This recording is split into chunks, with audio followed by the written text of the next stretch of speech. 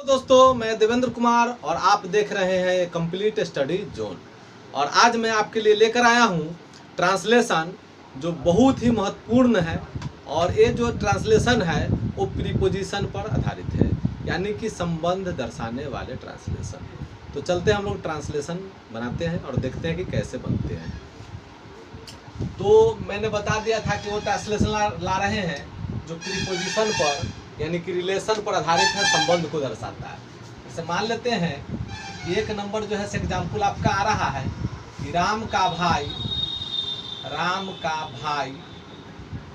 नेक है। राम का भाई नेक है।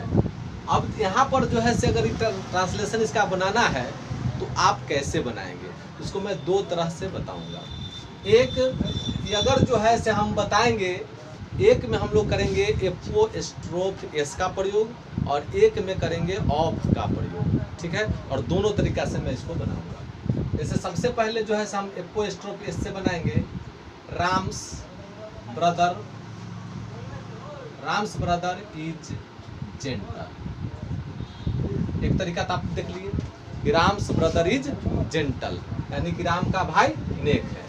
और दूसरा तरीका है कि आप इसको जो है क्या कीजिएगा कि भाई को सबसे पहले लाइएगा तो द लगा दीजिएगा, the brother of Ram is gentle, ठीक है। तो आपको दो तरीका से मैंने बताया है, एक बनाइएगा कि राम्स ब्रदर इज जेंटल और दूसरा the brother of Ram is gentle.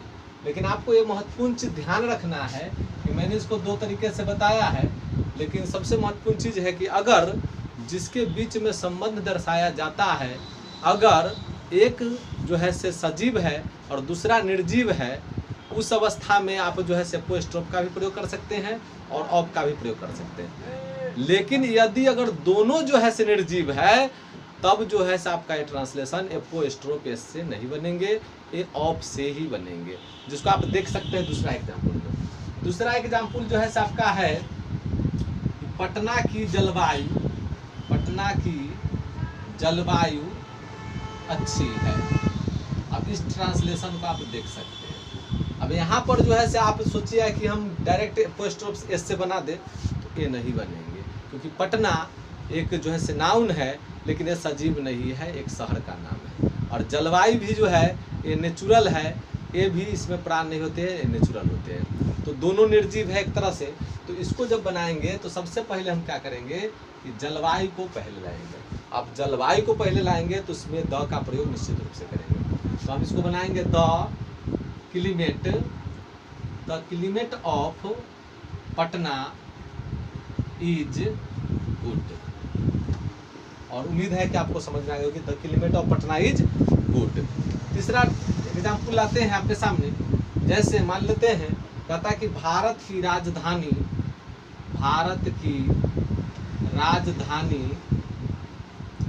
नई दिल्ली